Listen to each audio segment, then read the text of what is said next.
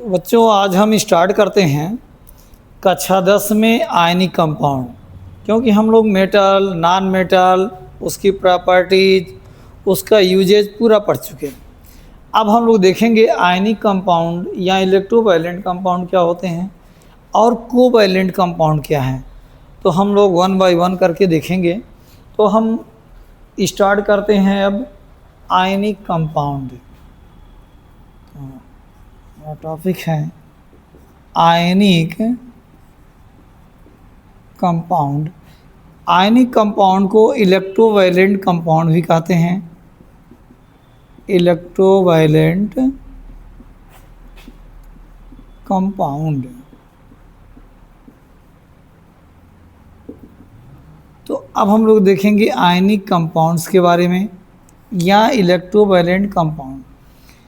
अब देखिए इलेक्ट्रोवायलेंट कंपाउंड वगैरह जानने से पहले हमें यह समझना बहुत ज़रूरी है कि ये इलेक्ट्रोवायलेंट बॉन्ड या आयनिक बॉन्ड क्या होते हैं। तो पहले हम इसी को देखते हैं। तो पहला टॉपिक हमारा होता है इलेक्ट्रोवायलेंट बॉन्ड। इलेक्ट्रोवायलेंट बॉन्ड और आयनिक बॉन्ड, यानी जो इलेक्ट्रोवायलेंट बॉन्ड या आयनिक बॉन्ड होते क्या हैं। तो देखिए इलेक्ट्रोवायलेंट बॉन्ड वह है जब दो परमाणुओं के मध्य इलेक्ट्रॉनों के स्थानांतरण से कोई बंध बनती है, उसे हम बोलते हैं इलेक्ट्रोवायलेंट बॉन्ड। यानी हम कह सकते हैं दो परमाणुओं के मध्य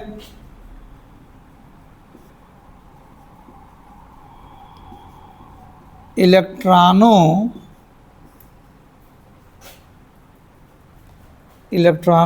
के स्थानांतरण यानी ट्रांसफर, स्थानांतरण से बने बंध को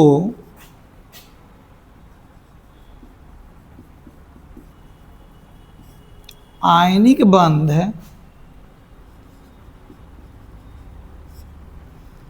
या इलेक्ट्रोवायलेंट बॉन्ड कहते हैं।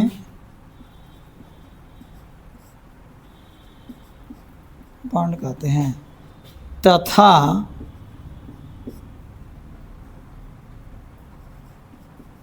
इस बंध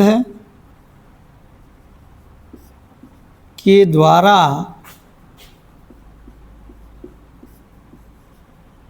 बने यौगिक कंपाउंड्स, बने यौगिक को आयनिक कंपाउंड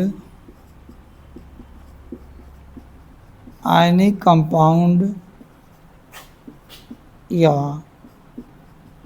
इलेक्ट्रोवायलेंट कंपाउंड कहते हैं। कंपाउंड कहते हैं। For example sodium oxide, calcium oxide, sodium chloride, magnesium chloride इत्यादि, ये सभी आयनिक कंपाउंड के एग्जाम्पल हैं। बहुत सारे आयनिक कंपाउंड्स होते हैं। अब हम लोग देखेंगे कि आयनिक कंपाउंड बनते कैसे हैं। इसे नोट कर लीजिए।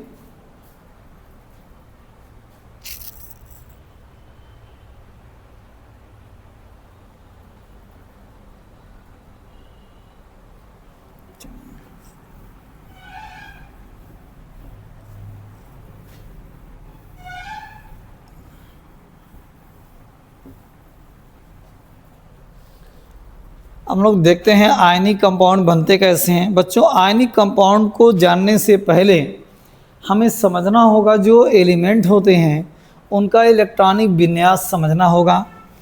अब जैसे देखिए इलेक्ट्रॉनिक विन्यास,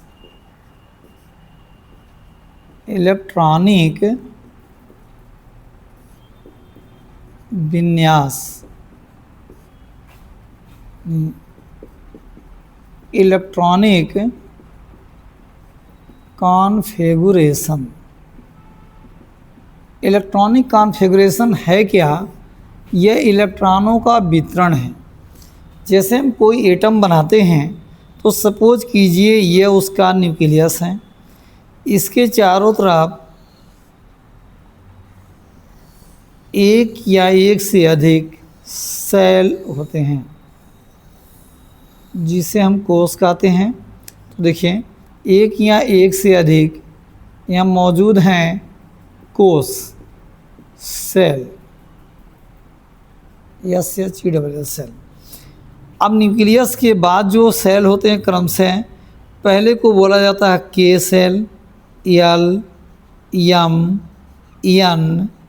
इसके बाद अगर कोई है तो ओ, पी। यानी जो कोश होते हैं बच्चों, कोश यानी सेल को हम कैसे रिप्रेजेंट करते हैं? के, एल, एम, एन, ओ, पी, क्यू, ऐसे। यानी के जो है ये पहला कोश होगा, एल दूसरा कोश होगा, एम तीसरा कोश, एन चौथा कोश, ओ पांचवा कोश, छठवां कोश, सातवां कोश। अब इसमें देखिए जो अंतिम कोश में इलेक्ट्रॉन जाएगा जिसका अष्टक कंप्लीट नहीं होता है वही बॉन्ड बनाएगा, आयनिक बॉन्ड हो या कोवैलेंट बॉन्ड हो। कौन बनाएगा? जिसका बाहरी कोश में 8 इलेक्ट्रॉन से कम है। यानी सभी को ऑक्टेट कंप्लीट करने हैं। क्या करने हैं? ऑक्टेट। तो सभी जो एलिमेंट होंगे को ऑक्टेट स्ट्रक्चर प्राप्त करना होता है। प्राप्त करना होता है। ये कैसे मालूम होगा? यह सभी अपने नियरेस्ट इनर्ट गैस के बराबर होते हैं। नियरेस्ट इनर्ट गैस जैसे हम जानते हैं helium, neon, argon, krypton, xenon, radon. Helium में 2, इसका 10, इसका 18, 36, 54 और 86। जो हीलियम एक ऐसा एलिमेंट है जिसका प्रथम कोश ही अंतिम कोश है। बाकी सभी में और इसके प्रथम कोश में 2 इलेक्ट्रॉन से ज़्यादा नहीं रह सकते हैं, इसलिए यह कंप्लीट है। यह क्या है? कंप्लीट सेल है। इसके अलावा बाकी सबको देखिए 10 इलेक्ट्रॉन है तो 2, 8। यानी बाहरी कोश में कितना इलेक्ट्रॉन है? 8। अगर 8 इलेक्ट्रॉन रहेगा तो इसे कंप्लीट सेल माना जाएगा, अगर 8 से कम है तो इनकम्प्लीट। अब बाकी इनर्ट गैसों को छोड़कर यानी इन्हें छोड़ दिया जाए तो किसी का 8 इलेक्ट्रॉन नहीं होता है। इसी 8 इलेक्ट्रॉन को पूरा करने के लिए वो बॉन्ड बनाते हैं। अब जैसे आर्गन को ही देख लीजिए, ये 2, 8, 8। 36 को देख लीजिए, 2, 8, 18 और 8। तो इसी तरह से सबके भी बाहरी कोश में कितने इलेक्ट्रॉन आएंगे? 8 आएंगे। तो यानी सबको 8 इलेक्ट्रॉन अपने आउटर मोस्ट सेल में करना है। इसी को कहा जाता है ऑक्टेट कंप्लीट करना। क्या करना? कंप्लीट ऑक्टेट करना। अब जैसे सोडियम है, एटॉमिक नंबर इसका 11 है, तो ये हो जाएगा 2, 8, 1। यानी इसके बाहरी सेल में एक इलेक्ट्रॉन है और करना कितना था 8।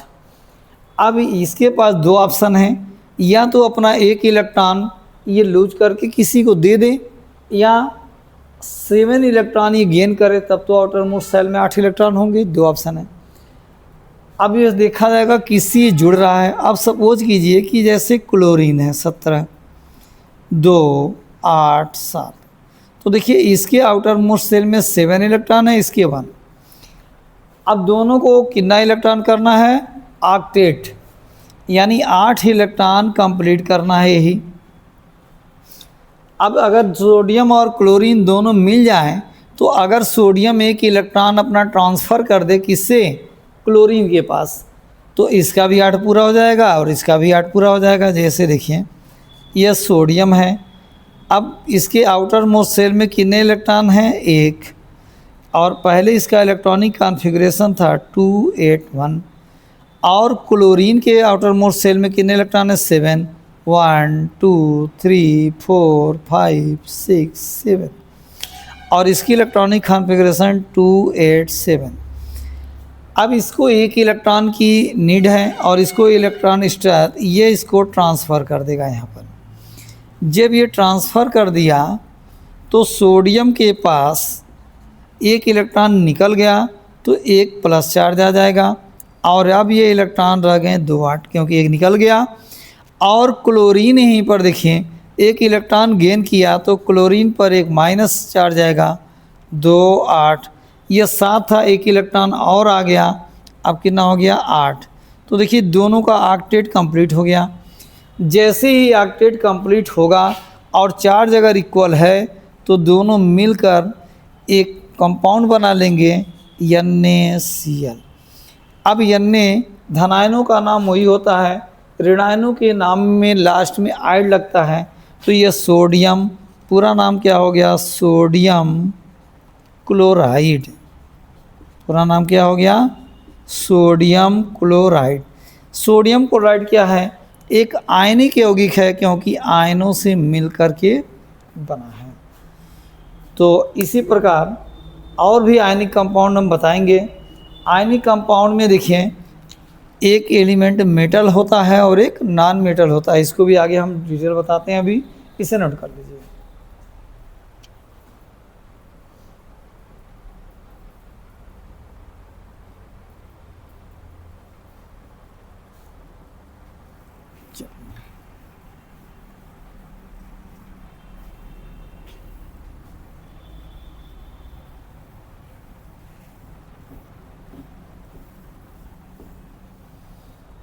एक हम दूसरा एग्जांपल लेते हैं यानी कंपाउंड का,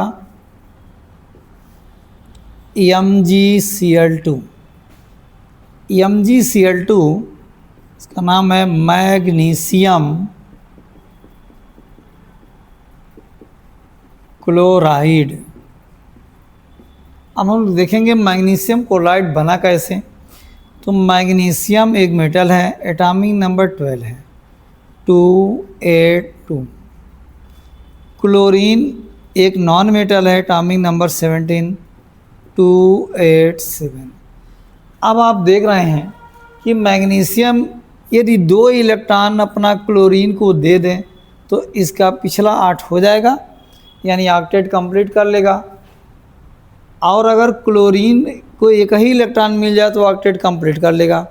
यानी एक मैग्नीशियम 2 इलेक्ट्रॉन देना चाहता है और एक क्लोरीन कितना लेना चाहता है, 1। अतः दोनों इलेक्ट्रॉन कितने क्लोरीन मिल के लेंगे, 2। कितने क्लोरीन मिल के लेंगे, 2। अब हमें यही समझना है, यही लॉजिक है इसमें। अब जिसकी संख्या कम आएगी उसको मिड में कर देंगे, बीच में, और जिसकी संख्या अधिक होगी उसे आउटर साइड करेंगे। तो कितने क्लोरीन मिलके मैग्नीशियम के दोनों इलेक्ट्रॉन लेंगे बच्चों, 2 क्लोरीन, क्योंकि एक क्लोरीन एक ही इलेक्ट्रॉन ले पा रहा है। तो अब देखिए मैग्नीशियम को यहाँ कर दिए हमने, एक क्लोरीन यहाँ बना दिया, एक क्लोरीन यहाँ। मैग्नीशियम के पास 2 इलेक्ट्रॉन हैं बाहरी कोश में, एक इलेक्ट्रॉन इस क्लोरीन को देगा और एक इसको देगा, क्योंकि क्लोरीन एक से ज़्यादा नहीं ले पाएगा, सबको 8 इलेक्ट्रॉन करना है। इसको 6 इलेक्ट्रॉन नहीं मिल पाए, जो कम होती है संख्या वही किया जाता है।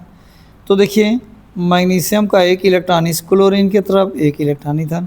क्लोरीन के पास 7 इलेक्ट्रॉन ऑलरेडी, 1 2 3 4 5 6 7। इसी प्रकार यहाँ भी देखिए 1 2 3 4 5 6 7। अब ये इलेक्ट्रॉन इसको ट्रांसफ़र कर दिया, ये इलेक्ट्रॉन इसको ट्रांसफ़र कर दिया। पहले इनके पास क्या था 2 8 7, इसके पास क्या था 2 8 2, इसके पास 2 8 7। अब जो है यह दोनों एक एक इलेक्ट्रॉन लिए, तो अब क्या हो गए, अब जो मैग्नीशियम अपना 2 इलेक्ट्रॉन खो दिया तो इस पर 2 प्लस चार्ज आ जाएगा, लेकिन 2 इलेक्ट्रॉन निकल जाने के बाद कितना बचेगा 2 8, ऑक्टेट कंप्लीट हो गया।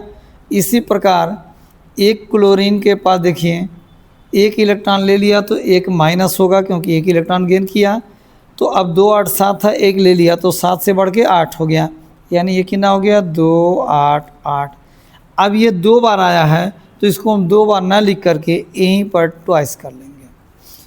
अब जब कंपाउंड हम बनाएंगे तो कंपाउंड कैसे बनाएंगे, देखिए जिसकी संख्या 1 है उसको पहले ले लेंगे, यानी धनायनों को पहले लिखते हैं, और ऋणायनों में अगर आगे संख्या लगी है तो इसको पीछे ले जाएंगे और नीचे लिखेंगे। अगर यहाँ भी होती है तो कॉमन ले लेते हैं, यानी Mg।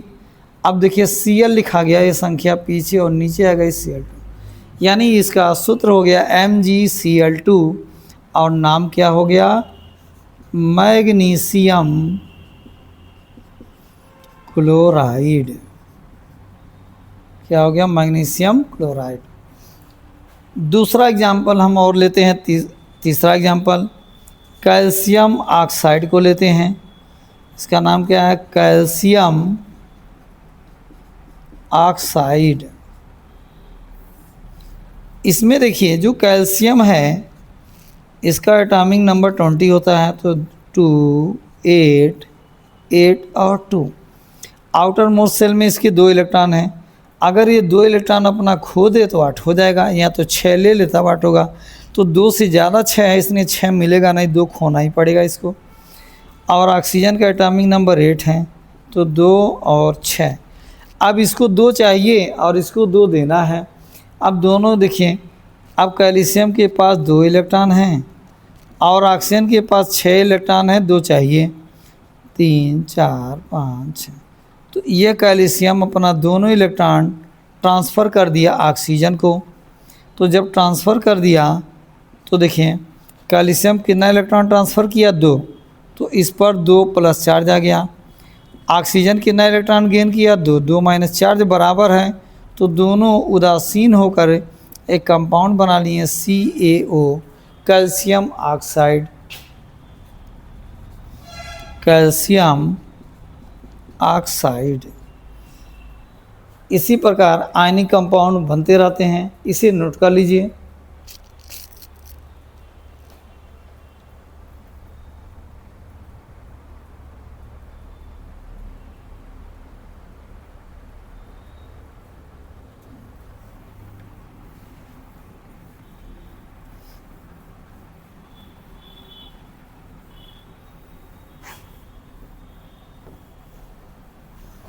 देखिए जो सबसे महत्वपूर्ण पॉइंट ये है कि आयनिक कंपाउंड बनते किसके किसके बीच हैं।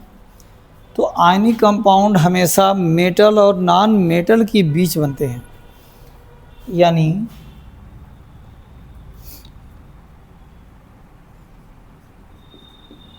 Ionic compounds always formed by metal and non-metal।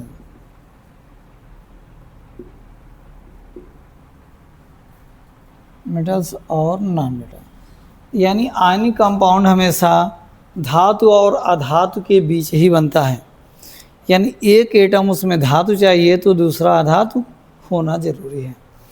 अब आयनिक कंपाउंडों की प्रॉपर्टीज हम लोग देखते हैं।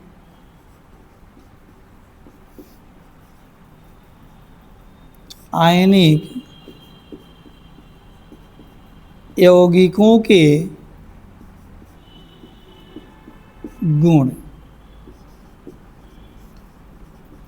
Properties of ionic compounds.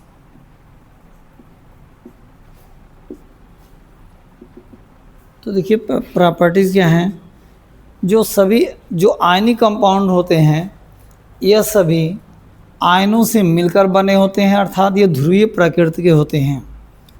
तो पहला गुण हो गया, सभी आयनिक यौगिक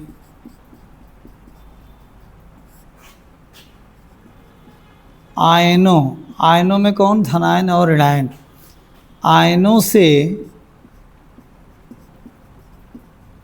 मिलकर बने होते हैं, अर्थात यह ध्रुवीय पोलर प्रकृति के होते हैं।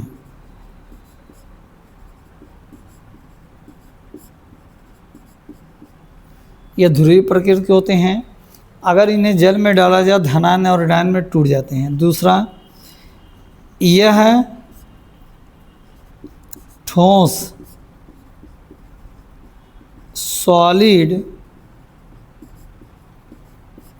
होते हैं। प्रायः कैसे होते हैं, सॉलिड होते हैं। तीसरा प्रॉपर्टी है, यह ठोस अवस्था में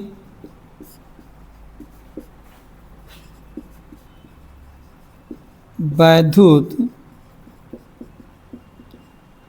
इलेक्ट्रिसिटी के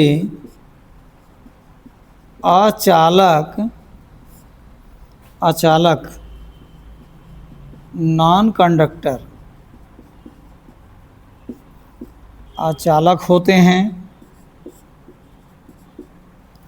किंतु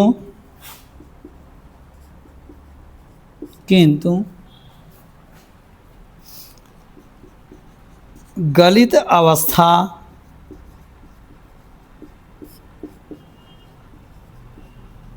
मेल्टिंग फेज, गलित अवस्था या जलीय विलयन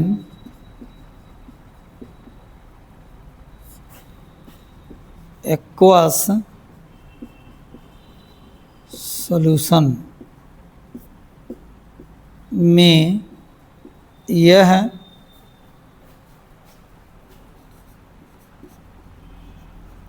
वैद्युत के चालक कंडक्टर्स होते हैं।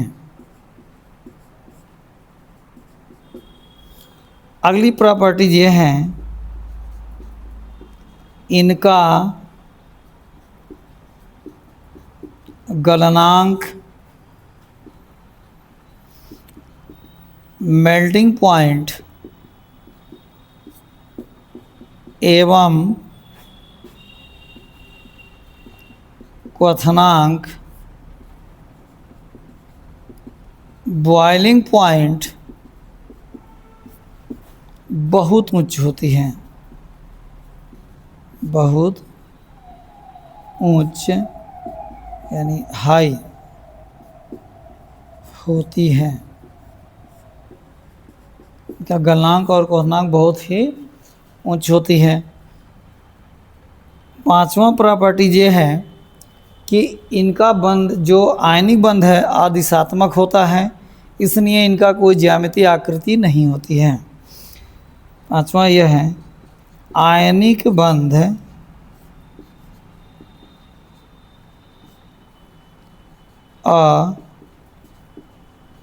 अदिशात्मक अनडायरेक्शनल होने के कारण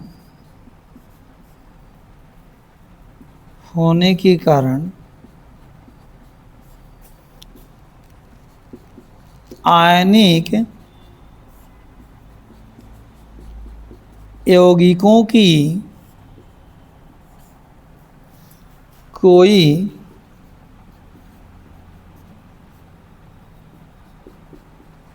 ज्यामितीय संरचना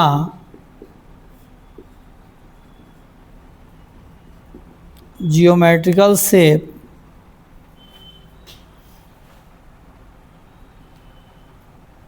ज्यामितीय आकृति कोई ज्यामितीय आकृति जियोमेट्रिकल शेप नहीं होती है, यानी यह लाइनर, टेट्रागोनल, एंगुलर, पिरामिडल किसी प्रकार के यह जियोमेट्रिकल शेप में नहीं पाए जाते हैं। तो ये आयनिक कंपाउंडों के प्रॉपर्टीज हैं, इसे नोट कर लीजिए।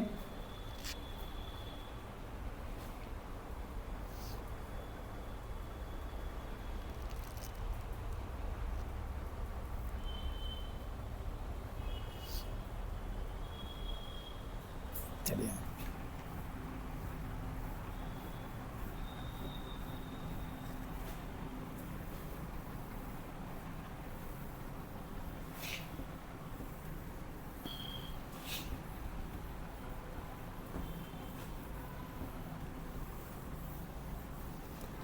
अब हम लोग देखेंगे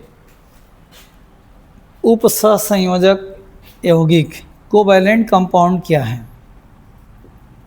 नहीं, सहसंयोजन यौगिक, सहसंयोजन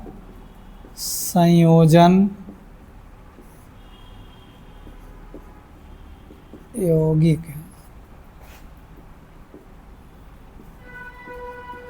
कोवैलेंट कंपाउंड।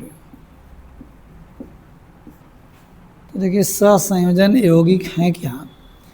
अब इसको जानने से पहले हमें समझना होगा कि सहसंयोजक बंध क्या होते हैं, यानी कोवैलेंट बॉन्ड क्या है।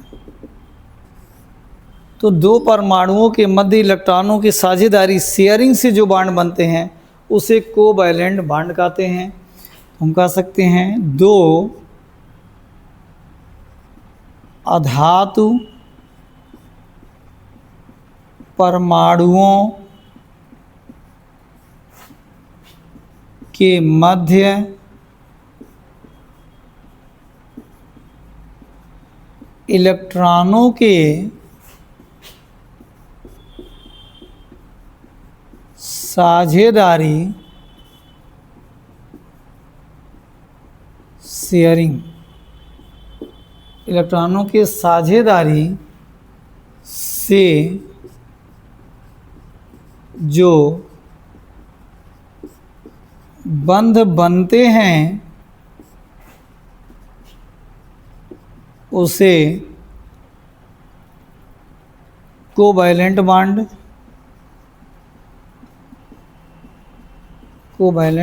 कहते हैं। और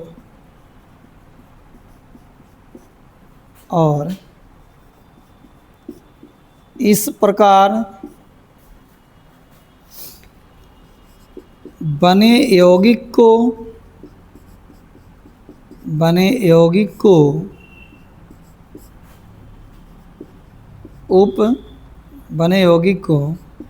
सहसंयोजन यौगिक कोवैलेंट कंपाउंड कहते हैं। कुछ कोवैलेंट कंपाउंड का एग्जांपल जैसे O2, Cl2, N2, CH4 methane, CH3 ethane, benzene etc इत्यादि। ये कुछ कोवैलेंट कंपाउंड हैं। अब कोवैलेंट कंपाउंड बनते कैसे हैं? ये इलेक्ट्रॉनों के साझेदारी से बनते हैं, यानी जब ऐसी दो एटम आपस में बॉन्ड बनाएं, जब दोनों को इलेक्ट्रॉन की ज़रूरत हो तो वह अपना इलेक्ट्रॉन उसको दे देगा, वो अपना इलेक्ट्रॉन उसको दे देगा। तो ये साझेदारी से बनाते हैं। इसमें देखिए H2 भी आएगा, हाइड्रोजन भी है।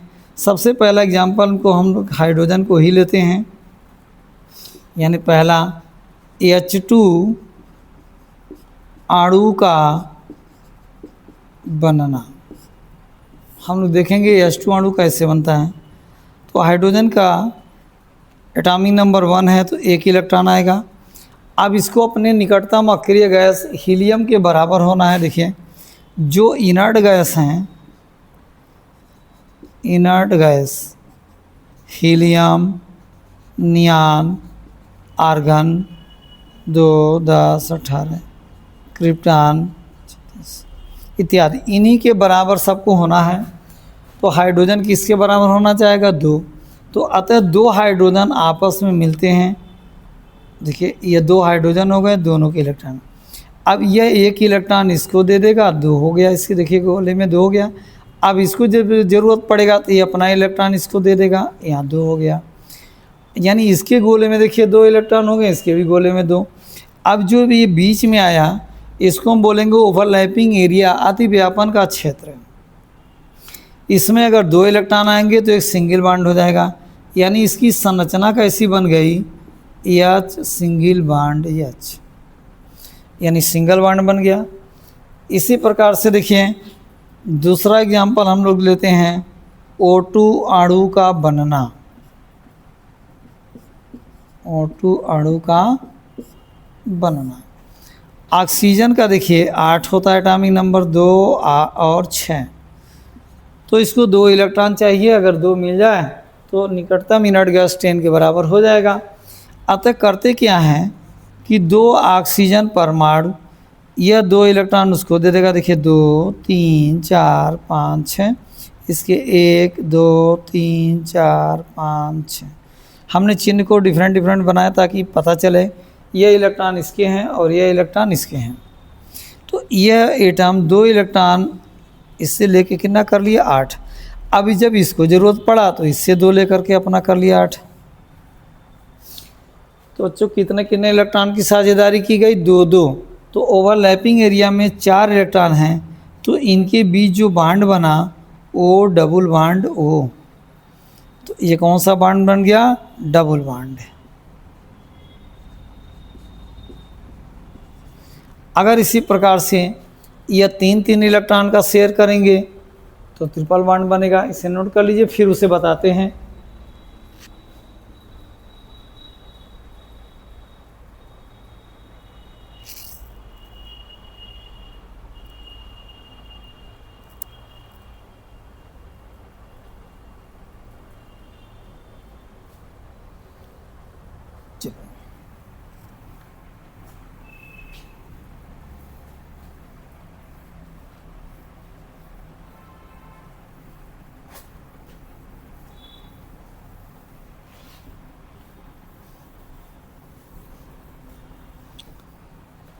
अब हम लोग देखेंगे ट्रिपल बॉन्ड कैसे बनता है।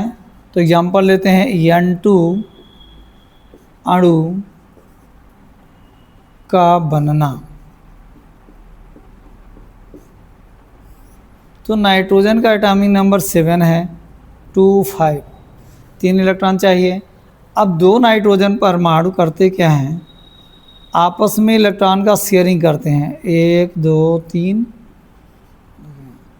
1, 2, 3, 3 इलेक्ट्रॉन इसके हम इधर बना दिए और 3 इसके, क्योंकि 3-3 इलेक्ट्रॉन का शेयरिंग करना है। यह 3 इलेक्ट्रॉन लेगा तो 5, 3, 8 हो गया। यह 3 लेगा इससे तो कितना हो जाएगा इसके गोले में? 5, 3, 8।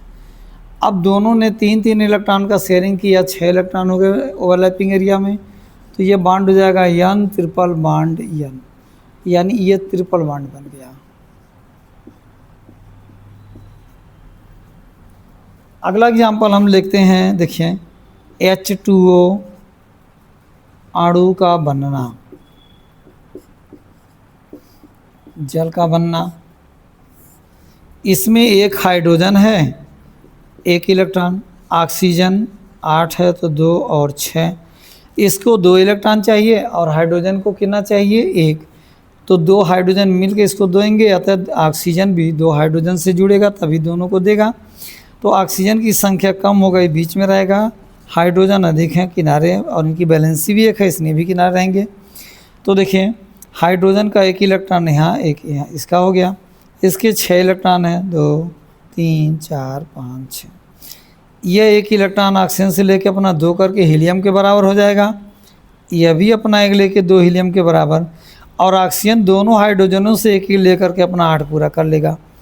इस प्रकार इनका हीलियम के बराबर और ऑक्सीजन का अपने निकटतम इनर्ट गैस नियान के बराबर हो गया। अब संरचना कैसे बना, ओवरलैपिंग एरिया में 2 इलेक्ट्रॉन है तो single bond H, single bond O, यहाँ भी 2 है तो सिंगल बॉन्ड H। ये इसका संरचना सूत्र हो गया।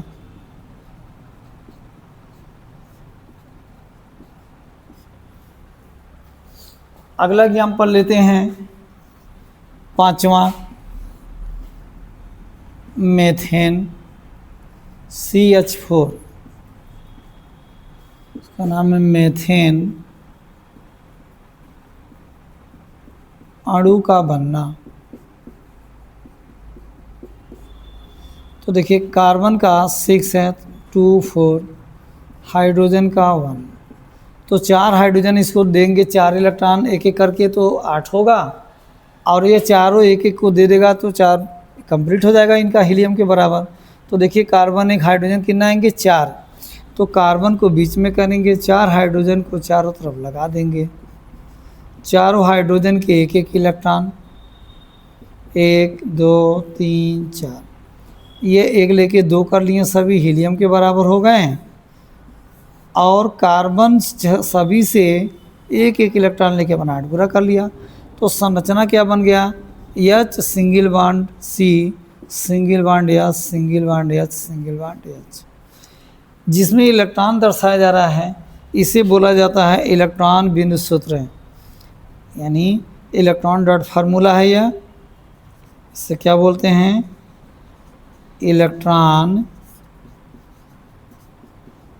बिंदु सूत्र, और इसको बोलेंगे संरचना सूत्र। तो इस प्रकार इलेक्ट्रॉनों की साझेदारी से कोवैलेंट कंपाउंड बनते हैं, इसे नोट कर लीजिए।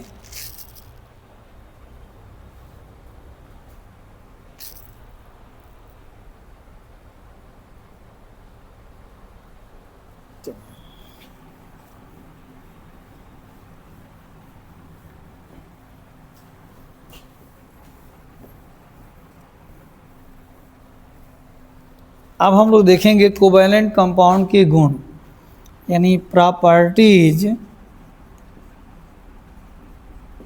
ऑफ कोवैलेंट कंपाउंड्स, सहसंयोजन यौगिकों के गुण। सहसंयोजन यौगिकों के गुण। तो देखिए इसका पहला गुण क्या है, जो सहसंयोजन यौगिक हैं यह ठोस, द्रव, गैस तीनों में पाए जाते हैं।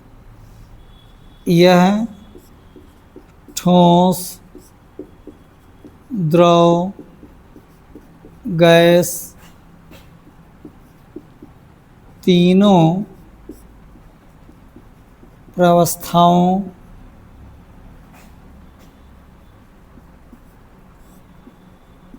में होते हैं। दूसरा, यह प्रायः अध्रुवीय प्रकृति, यानी नॉन पोलर के होते हैं, किंतु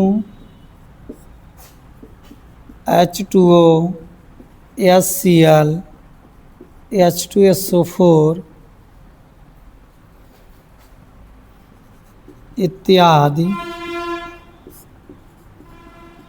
इसके अपवाद एक्सेप्शन हैं। इनमें विद्युत ऋणात्मकता का अंतर अधिक होता है, इसलिए ये आयनों में डिसोसिएट हो जाते हैं, जबकि हैं कोवैलेंट कंपाउंड। तीसरा प्रॉपर्टीज है इनका गलनांक व क्वथनांक आयनिक यौगिकों की तुलना में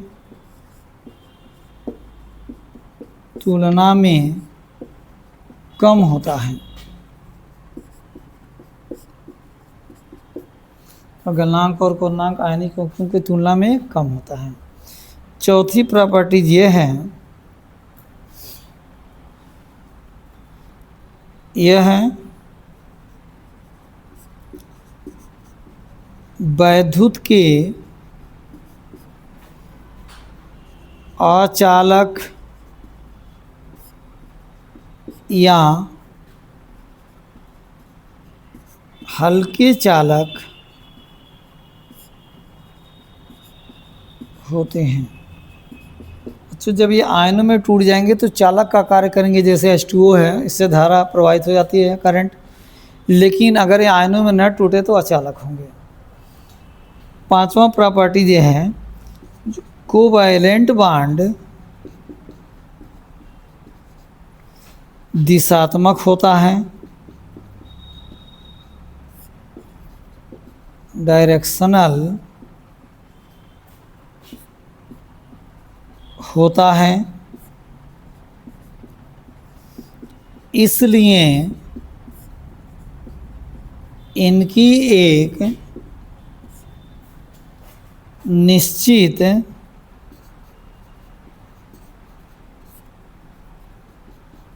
ज्यामितीय आकृति होती है, यानी इनका एक निश्चित जियोमेट्रिकल शेप होती है। जैसे H2O H2O की चतुष्फलकीय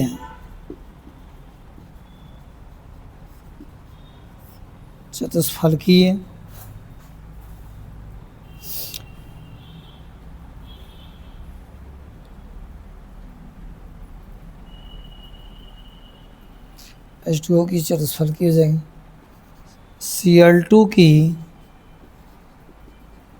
लाइनर इत्यादि।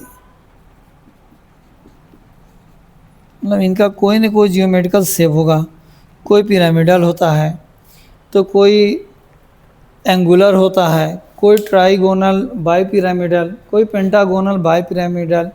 आगे जब आप लोग जाएंगे 11th में तो इस पर बहुत विस्तार से बताया जाएगा, 11th में हम बताएंगे। लेकिन अभी आपके सिलेबस के लिए इतना ही बहुत है। तो यह कोवैलेंट कंपाउंडों के प्रॉपर्टीज़ हो गए।